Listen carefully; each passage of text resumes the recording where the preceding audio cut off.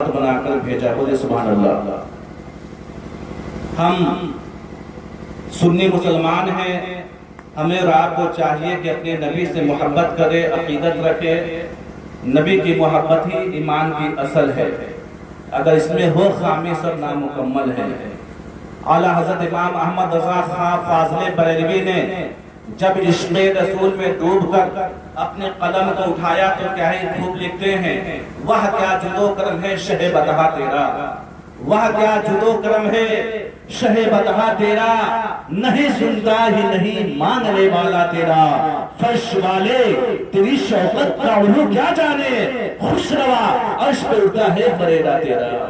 اور حضور نقیب الاولیاء پیر طریقت رہبر شریعت ڈاکٹر جوہر شفیع آبادی نے جب عشق رسول میں ڈوب کر اپنے قلم کو اٹھایا تو کیا ہی خوب لکھتے ہیں کہ زمین سے پہلے، فلک سے پہلے، ملک کے وہم و گما سے پہلے، زمین سے پہلے، فلک سے پہلے، ملک کے وہم و گما سے پہلے، ہمارے آقا کا نور چمکا ظہور کونوں مکہ سے پہلے.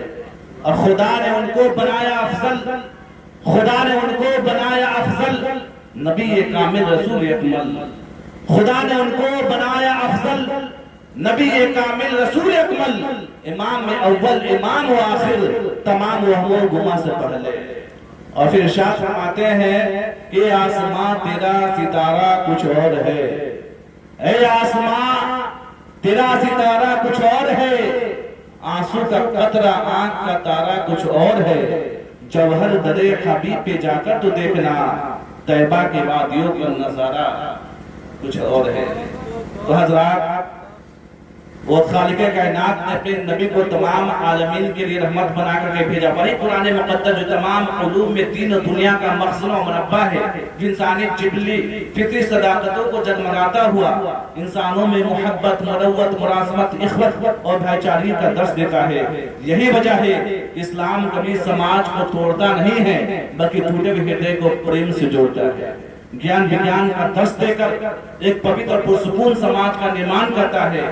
وشو بندھوت اور آپسی بھائی چارے کے ماج کو پرستوت کرتا ہے. اونچ نیچ ذات پات کی نفرتوں کو مٹا کر ایک پوتر پرسکون سماج کا نرمان کرتا ہے. ہم اہل سنت والجماعت کے لوگ ہیں.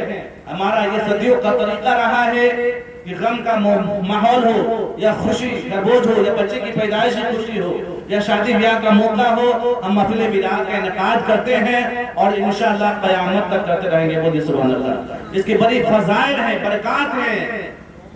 ہم لوگ محفل میلاد میں آتے ہیں، نبی کا تذکرہ کرتے ہیں، نبی کی تعریف بیان کرتے ہیں، ذکر و اذکار کرتے ہیں. یہ عبادت ہے اور یہ عبادت کی محفل ہے، اور عبادت کی محفل میں عبادت نیت سے بیٹھی جائے تو باعث ثواب ہے. تو یاد رکھیے گا کہ شادی بیاہ کے موقع پر بہت سارے خلافات، بہت سارے معاملات دیکھتے ہیں جو شریعت میں ناجائز و حرام ہے. آج مسلمان اس ناجائز و حرام کو بھی کرتے ہوئے نظر آ رہے ہیں. غور کیجیے، ہمیں اور آپ کو چاہیے کہ مسلمان ہیں، ہمیں اپنے نبی کی اتباع کرنی چاہیے. شریعت کی سویلائزیشن، سبھیتا، سنسکرتی کے اعتبار سے جو اسلام ہمیں اجازت دیتا ہے، ہم کو اسلامک دائرے کے اندر رہ کر ہمیں ہر کام کرنی چاہیے، ہر کام کرنی چاہیے. لہذا بچے کی پیدائش سے لے کر جوانی، بڑھاپے تک اور زندگی گزارنے میں جو بھی مراحل درپیش آتے ہیں، ایک ایک چیز کو خالق کائنات نے واضح طور پہ ہمیں بتا دیا کہ زندگی کے معاملات جو بھی ہو، کس معاملات میں کیا کام کرنا ہے، کس طرح کام کرنا ہے، ہر چیز کو ہمیں بتا دیا گیا.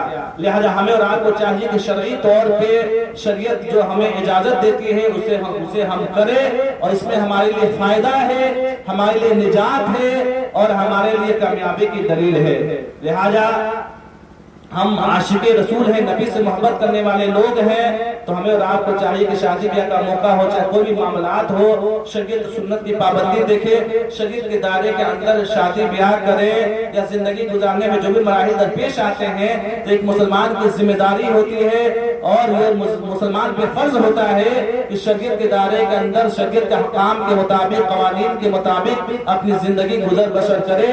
جو مسلمان نبی کی سیرت پہ چلتا ہے، اللہ رسول کی اتباع کرتا ہے، وہی مسلمان دنیا میں بھی کامیاب ہے، قبر میں بھی کامیاب ہے اور حشر میں بھی کامیاب ہے. نبی کے طریقے کو چھوڑ کر، اسلامک سبھیتا کو چھوڑ کر، اسلامک ماحول سے الگ ہٹ کر اگر ہم کوئی بھی قدم اٹھاتے ہیں تو یہ ہمارے لیے ہلاکت ہے، بربادی ہے، یہ کامیابی نہیں ہے۔ اگر آپ کامیابی چاہتے ہیں، شفراجی چاہتے ہیں تو نبی کی سیرت کو اپنا سیرت بنائیے، نبی کے کردار کو اپنا کردار بنائیے۔ یہ دنیا فانی ہے، دنیا ہمیشہ ہمارے اور آپ کے ساتھ رہنے والی نہیں ہے۔ جو ہماری نیکیاں ہیں، کار خیر ہے، یہی ہمارے لیے کامیابی کی دلیل ہے۔ دنیا میں بھی عزت کا ذریعہ ہے اور آخرت کی کامیابی کی دلیل ہے۔ یہ دنیا دل لگانے کی جگہ نہیں ہے، لہٰذا اس دنیا کی حقیقت کو آپ سمجھیے اور ہم اپنی زندگی کو شریعت و سنت کے مطابق گزارنے کی کوشش کریں، تب جا کر ہم کامیاب ہو سکتے ہیں۔ اور اللہ رسول کی اتباع کرنا، پیروی کرنا ہی ہمارے لیے کامیابی کی دلیل ہے۔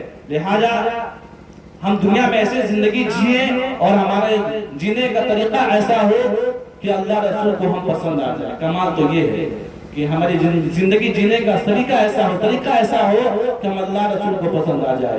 لہٰذا وقت ٹائم کا خیال کرتے ہیں، مزید میں وقت نہیں لوں گا، دیگر علماء سے بھی خطابت سماعت فرمانی ہے۔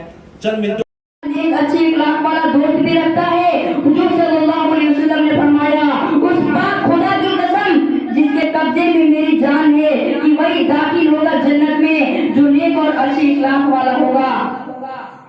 حضرات، آج ہم رحمت دو عالم صلی اللہ علیہ وسلم سے محبت تو کرتے ہیں لیکن ان کے بتائے ہوئے راستے پہ نہیں چلتے۔ رحمت دو عالم صلی اللہ علیہ وسلم نے ارشاد فرمایا، قرۃ عینی فی الصلاۃ، یعنی نماز میری آنکھوں کی ٹھنڈک ہے۔ ہم آج اپنے آپ کو عاشق مصطفیٰ تو کہتے ہیں لیکن آج ہم نماز سے دور ہوتے ہوئے نظر آ رہے ہیں۔ ہم کیسے عاشق ہیں؟ سچا عاشق وہ ہوتا ہے جو نبی کے فرمان پہ عمل کرے۔ حدیث پاک میں سرکار نے ارشاد فرمایا، نماز میری آنکھوں کی ٹھنڈک ہے۔ اب آپ اسی سے سمجھ سکتے ہیں کہ نماز کی اسلام میں کیا اہمیت اور کیا مقام ہے۔ نماز جہاں مومن کی شان ہے وہی ایمان کی جان ہے۔ نماز تمام عمل میں جامع مفتوح ہے، نماز تمام عبادتوں کی روح ہے۔ کل میدان حشر میں سب سے پہلے ہم سے اور آپ سے کوئی سوال پوچھا جائے گا، یہی پوچھا جائے گا کہ اے بندے یہ بتا کہ تو نماز پڑھتا تھا یا نہیں۔ وہ نماز جس کو میرے نبی نے پڑھی اور پڑھ کر بتائی اور تمہارے لیے معراج بنائی، تو آپ کیا جواب دیجیے گا؟ حضرات، اسی طرح ایک روایت میں یہ بھی آیا ہے کہ نماز جزائے الہی کا سبب ہے، نماز شفاعت کرنے والی ہے، نماز فرشتوں کی محبوب چیزیں ہیں، نماز انبیاء علیہ السلام کی سنت ہے، نماز برکت رزق ہے، نماز ایمان کی جڑ ہے، نماز بدن کی راحت ہے، نماز بدن کی راحت ہے، نماز قبر کی چراغ ہے، نماز جنت کی کنجی ہے۔ نماز is glory of believer and life of iman. نماز is life and dark tom. نماز is a nur for a Muslim. نماز is a precious gift for a Muslim by Allah. نماز is a good exercise for our health. نماز is mirage of mu'min. نماز is a conversation between Allah and belief servant. حضرات، اسی طرح حدیث پاک میں یہ بھی آیا ہے کہ حضرت ابو ہریرہ رضی اللہ تعالیٰ عنہ جو صحابی رسول ہیں، یہ فرماتے ہیں کہ ایک مرتبہ حضور صلی اللہ علیہ وسلم نے ارشاد فرمایا کہ بتاؤ تم میں سے کسی کے دروازے پہ نہ جاری ہو اور اس میں روزانہ 5 مرتبہ غسل کرتا ہو تو کیا اس کے بدن میں کچھ بال باقی رہیں گے؟ صحابہ کرام نے عرض کیا، نہیں یا رسول اللہ۔ حضور صلی اللہ علیہ وسلم نے ارشاد فرمایا، بس یہی کیفیت ہے 5 نمازوں کی، اللہ تعالیٰ ان کے گناہوں کو مٹا دیتا ہے۔ حضرت ابو ذر رضی اللہ تعالیٰ عنہ یہ بھی صحابی رسول ہیں، یہ فرماتے ہیں کہ ایک مرتبہ پتجھڑ کا موسم تھا، حضور صلی اللہ علیہ وسلم باہر تشریف لے گئے اور ایک درخت کی ٹہنیاں کو پکڑ کر اسے ہلایا، اس درخت کی ٹہنیاں سے پتے گرنے لگے۔ آپ صلی اللہ علیہ وسلم نے فرمایا، اے ابو ذر رضی اللہ تعالیٰ عنہ، حاضر ہوں یا رسول اللہ۔ حضور صلی اللہ علیہ وسلم نے فرمایا، جب کوئی بندہ خالص دل سے اللہ کے لیے نماز پڑھتا ہے تو اس کے گناہ اس طرح جھڑ جاتے ہیں جس طرح اس درخت کی ٹہنیاں سے پتے جھڑ رہے ہیں۔ حضرات، ایک روایت میں یہ بھی آیا ہے کہ جب صاحب الاولاد شیار الفلاح صلی اللہ علیہ وسلم نے آسمانوں کی سیر فرمائی تو پہلے آسمان کو یہ عبادت کرتے دیکھا کہ وہ ذکر الہی میں مشغول ہیں، دوسرے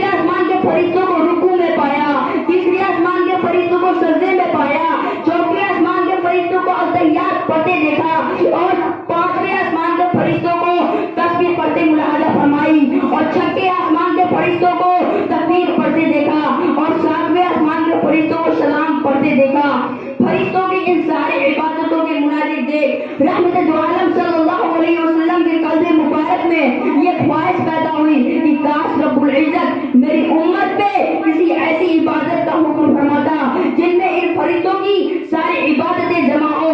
चुनांचे परवरदिगार आलम ने अपने हबीब की ये तमन्ना पूरी फरमाई जिनमें नमाज, तैयार, तकबीर, जिक्र इलाही, रुकू, सजदा सभी कुछ है और फरमाया ऐ महबूब आपकी उम्मत में जो शख्स पांचों वक्त का नमाज पढ़ेगा वो सातवें आसमान के फरिश्तों का सवाब पाएगा। अस्सलाम वालेकुम व रहमतुल्लाह।